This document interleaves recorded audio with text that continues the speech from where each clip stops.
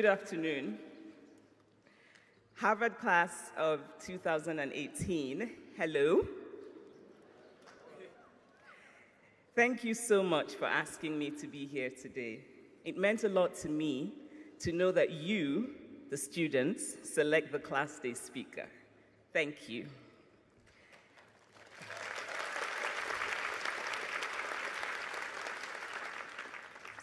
Congratulations to you and to all your loved ones who are here. I spent a wonderful year at the Radcliffe Institute here at Harvard, doing a fellowship in 2011, and I fell in love with Cambridge, and so it's very good to be back. My name is Chimamanda. In Igbo, it means my personal spirit will never be broken. I'm not sure why, but some people find it difficult to pronounce. A few years ago, I spoke at an event in London. The English woman who was to introduce me had written my name phonetically on a piece of paper. And backstage, she held on tightly to this paper while repeating the pronunciation over and over. I could tell she was very eager to get it right.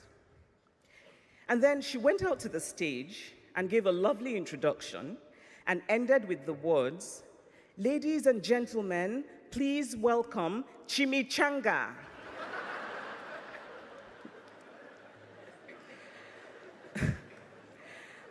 I told this story at a dinner party shortly afterwards, and one of the guests seemed very annoyed that I was laughing about it.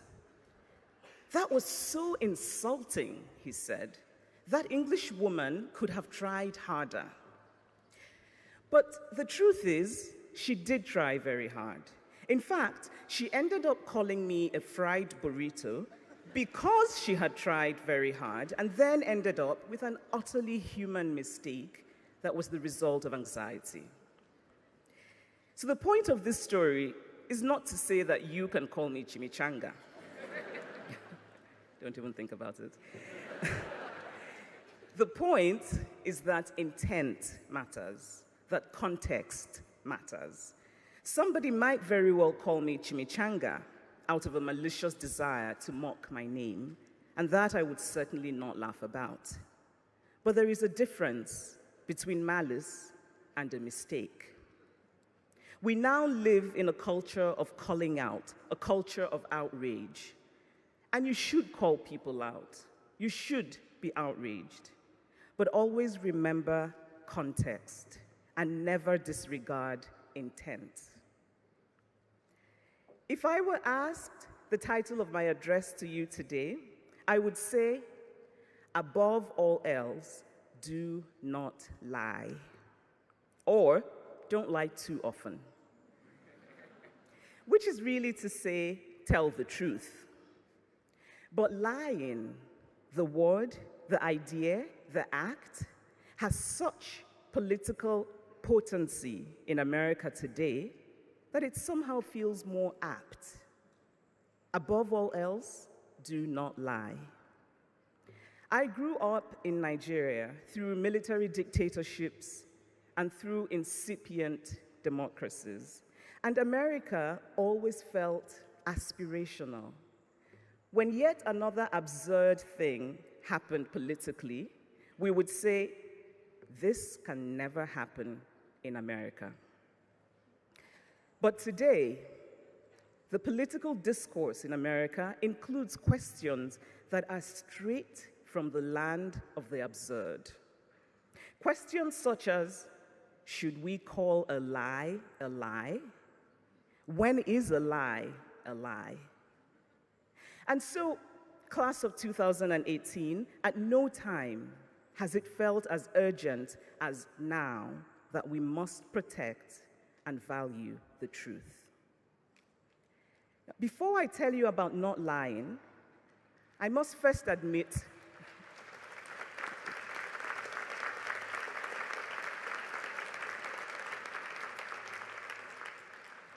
So before I tell you about not lying, I must first admit to lying. I routinely lie about my height, even at the doctor's office. In Lagos, when I'm meeting friends for lunch, I lie about being stuck in traffic when I'm really still at home, only just getting dressed. Now, there are other lies. Sadly, however, I cannot tell you about them without having to kill you afterwards. But what I know is that I have always felt my best and done my best when I veer toward truth, when I don't lie. And the biggest regrets of my life are of those times when I did not have the courage to embrace the truth. Now, telling the truth does not mean that everything will work out. Actually, it sometimes doesn't. I'm not asking you to tell the truth because it will always work out, but because you will sleep well at night. And there is nothing more beautiful than to wake up every day holding in your hand the full measure of your integrity. Many years ago, before my first novel was published, I attended a writers' conference here in the US. It was a gathering of many aspiring writers and a few established writers.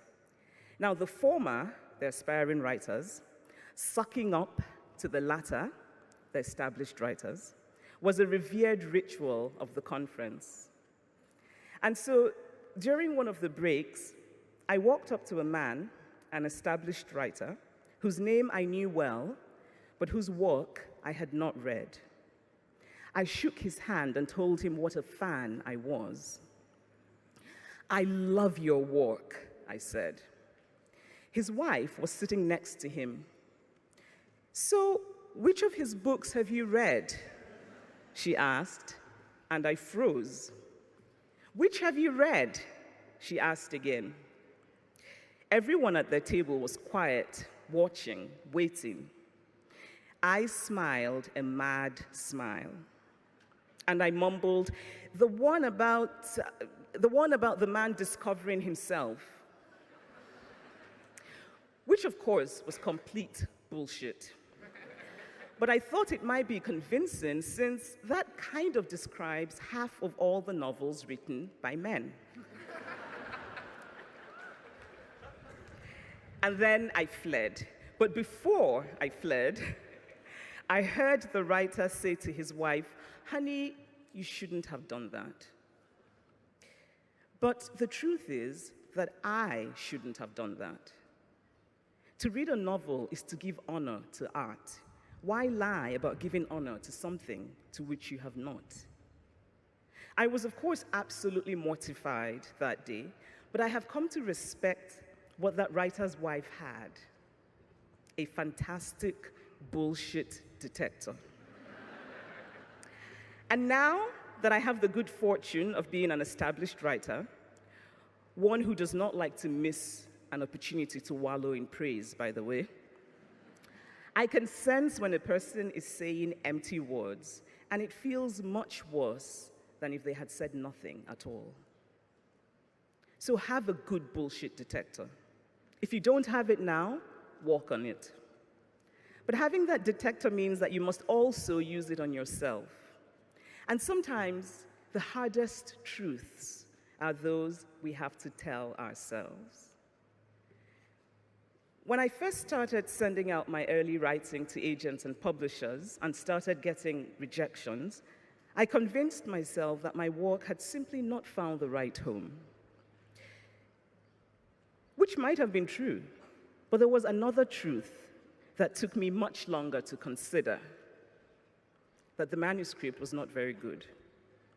And in fact, the first novel I wrote, or what I thought was a novel, eventually needed to be put away in a drawer.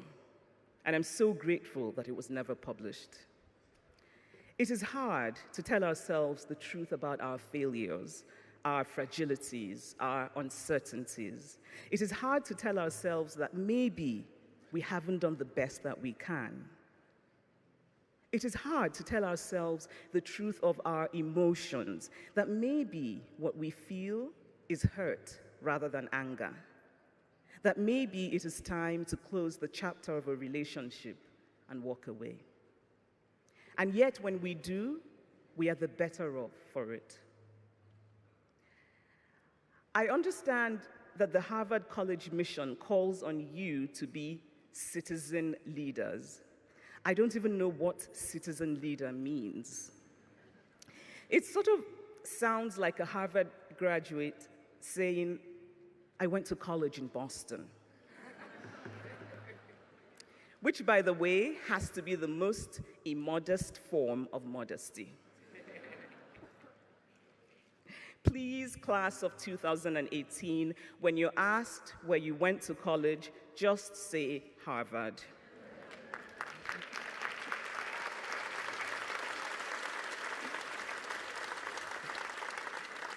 By the way, I went to Yale for graduate school, not New Haven, which has other universities. But we also know that in the grand snobbery sweepstakes of prestigious American colleges, grad school doesn't really count. It's undergrad that counts. So it's entirely possible that I don't even know how all of this works. So you're charged to be citizen leaders, which I suppose means that you're charged to be leaders. I often wonder who will be led if everyone is supposed to be a leader. But whether you are a leader or whether you are the led, I urge you always to bend toward truth, to err on the side of truth. And to help you do this, make literature your religion. Which is to say, read widely, read fiction and poetry and narrative nonfiction. Make the human story the center of your understanding of the world.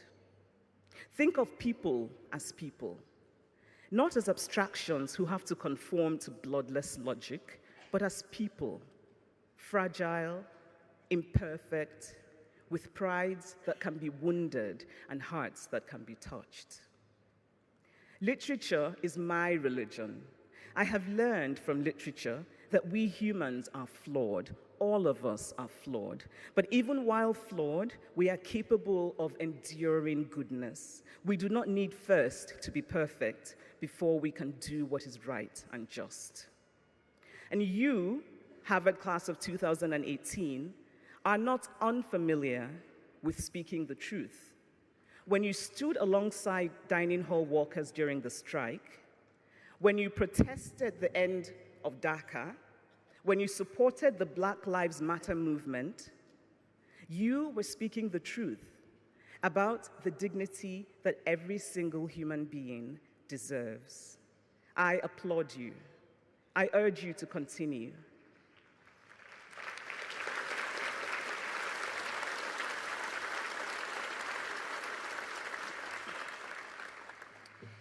But remember that now, outside the cocoon of Harvard, the consequences will be greater. The stakes will be higher. Please don't let that stop you from telling the truth. Sometimes, especially in politicized spaces, telling the truth will be an act of courage. Be courageous. Never set out to provoke for the sake of provoking, but never silence yourself out of fear that a truth you speak might provoke. Be courageous. People can be remarkably resistant to the facts that they do not like, but don't let that silence you from speaking the truth. Be courageous. Be courageous enough to acknowledge that even if there is no value in the position of the other side, there is value in knowing what that position is. Listen to the other side, at least the reasonable other side. Be courageous enough to acknowledge that democracy is always fragile and that justice has nothing to do with the political left or the political right. Be courageous enough to recognize those things that get in the way of telling the truth, the empty cleverness, the morally bankrupt irony, the desire to please, the deliberate obfuscation, the tendency to confuse cynicism for sophistication. Be courageous enough to accept that life is messy. Your life will not always perfectly match your ideology. Sometimes even your choices will not align with your ideology. Don't justify and rationalize it, acknowledge it. Because it is in trying to justify that we get into that twisting, dark, unending tunnel of lies from which it is sometimes impossible to re-emerge whole. Be courageous enough to say, I don't know. This might be harder to do with everyone calling you Harvard. But ignorance acknowledged is an opportunity. Ignorance denied is a closed door.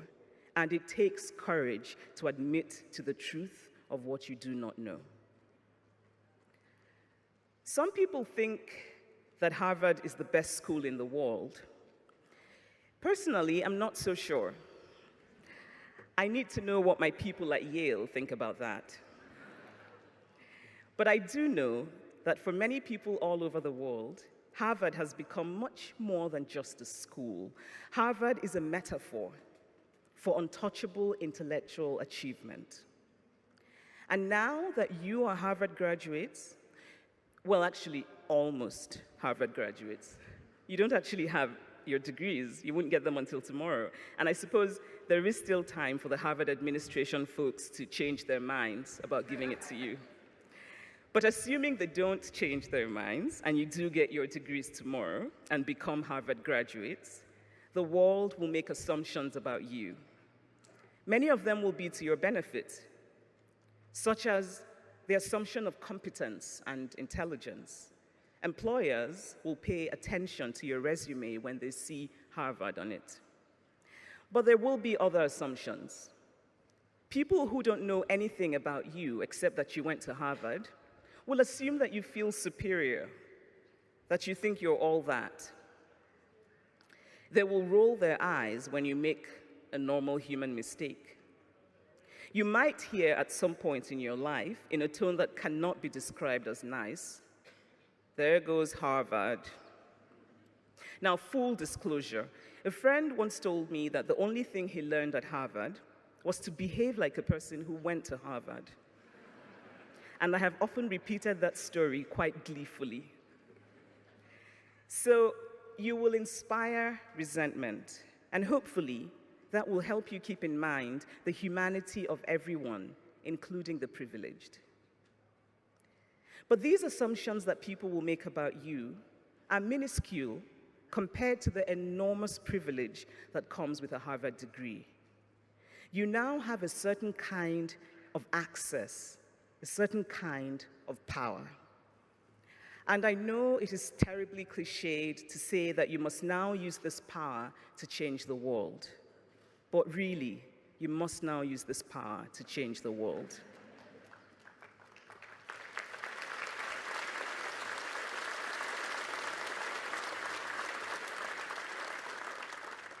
Change a slice of the world, no matter how small. If you feel a sense of dissatisfaction with the status quo, nurture that dissatisfaction. Be propelled by your dissatisfaction. Act. Get into the system and change the system. Challenge the stale assumptions that undergird so many of America's cultural institutions. Tell new stories. Champion new storytellers. Because the truth is that the universal does not belong to any one group of people. Everybody's story is potentially universal. It just needs to be told well. Change the media in America. Make it about truth. Not about entertainment, not about profit-making, but about truth.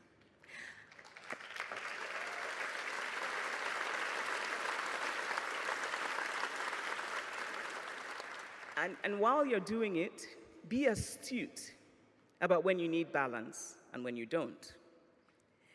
Because sometimes seeking balance gets in the way of telling the truth.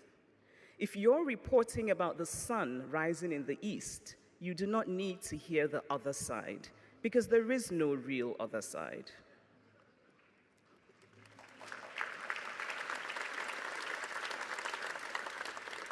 A Harvard degree will give you access and opportunities, but sadly, I have to inform you that it will not make you invincible.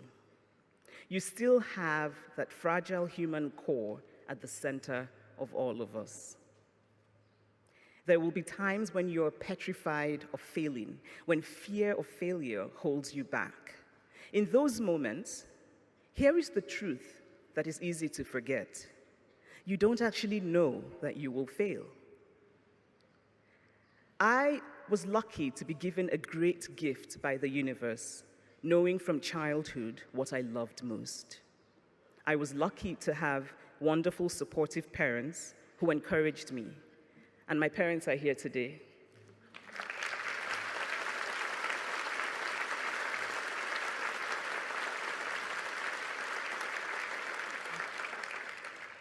Writing is what I love. Had I not had the good fortune of being published, I would be somewhere right now, completely unknown, possibly broke, but I would be writing. Some of you here today, like me, know what you love, and some of you don't. If you don't know, you will. If not something that you love, then something that you like, or something that you don't hate, or something. You will find it. But to find it, you must try. The wonderful Shonda Rhimes said very wisely that you have to do something until you can do something else. Try. If it doesn't work out, try something else. I knew from spending a year in medical school that it was not for me. Actually, that's not really true. I knew even before medical school, but going to medical school clarified it for me. And it's not wasted time, it's experience. And experience will serve you in ways you do not expect. I cannot tell you how many times in the course of writing my second novel, Half of a Yellow Sun, which was a deeply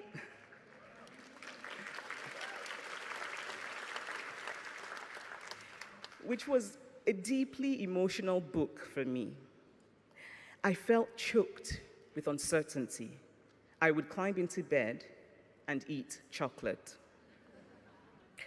But I knew that after all the chocolate eating, after all the sinking into a dark place, that I would get up and keep writing.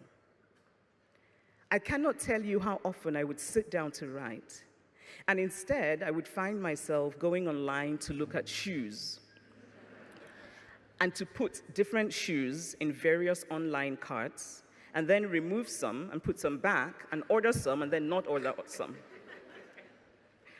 I'm actually thinking of starting a society of esteemed procrastinators. And I suspect that many of you would probably sign up. Procrastinating is a form of fear, and it is difficult to acknowledge fear. But the truth is that you cannot create anything of value without both self-doubt and self-belief. Without self-doubt, you become complacent. Without self-belief, you cannot succeed. You need both. And there is also the fear of measuring up, of keeping up, which for you might be heightened by the heavy weight of all those Harvard expectations. I want to share a line from a lovely poem by Mary Oliver. Whoever you are, no matter how lonely, the world offers itself to your imagination. When you fall into the funk of competition, when you compare yourself with other Harvard graduates, when you worry that you didn't get that job at Goldman or McKinsey or in Silicon Valley right after graduation, or didn't win a Pulitzer at 30, or didn't become a managing director or partner of something at 35, think of literature. Think of the early bloomers and the late bloomers. Think of the many experimental novels that do not follow the traditional form. Your story does not have to have a traditional arc. There is an Igbo saying, Mgbe onye jikuni bụ ụtụtụ ya. It translates literally to, whenever you wake up, that is your morning. What matters is that you wake up. The world is calling you. America is calling you. There is work to be done. There are tarnished things that need to shine again. There are broken things that need to be made whole again. You are in a position to do this. You can do it. Be courageous. Tell the truth. I wish you courage and I wish you well.